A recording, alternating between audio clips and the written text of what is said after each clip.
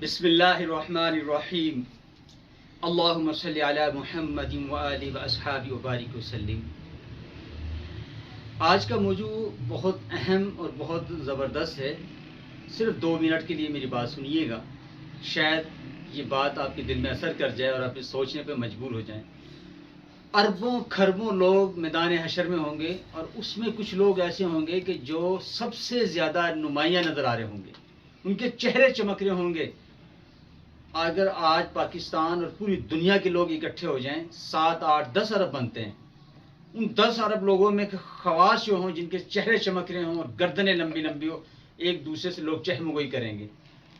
پوچھا جائے گا کہ کون ہیں یہ لوگ؟ تو اللہ کے محبوب صلی اللہ علیہ وسلم نے فرمایا کہ میرے صحابہ میں بتاؤں، قیامت کے دن جب ہزاروں لاکھوں اربوں کھربوں لوگ ہوں گے اور ان لوگوں کو لوگ رشک کریں گے کہ کون لوگ ہیں یہ، تو فرمایا یہ وہ لوگ ہیں جو 5 وقت مسجد کے اندر اذان دیا کرتے تھے، یعنی مؤذن لوگ جو ہوں گے۔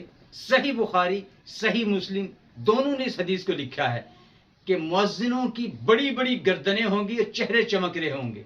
میرے بھائیوں اور میرے دوستوں، اپنی اولاد میں سے کسی ایک کو مؤذن ضرور بنائیں، تاکہ قیامت کے دن ان مؤذن جن پر لوگ فخر کریں گے، ان کے ماں باپ جو ہے ان پہ بھی لوگ فخر کریں۔ جب ان کی کامیابی ہوگی تو ان کے ماں باپ کی بھی کامیابی ہوگی۔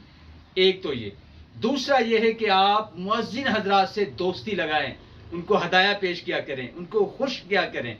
جب آپ مؤذن کو خوش رکھیں گے تو ان کی دل سے دعائیں آپ کو ملیں گی، تو قیامت کے دن مؤذن کو جب اللہ پاک کہیں گے کہ بتاؤ تم کسی کی سفارش کرتے ہو، تو پھر آپ کو یہ ضرور یاد کریں گے وہاں پر۔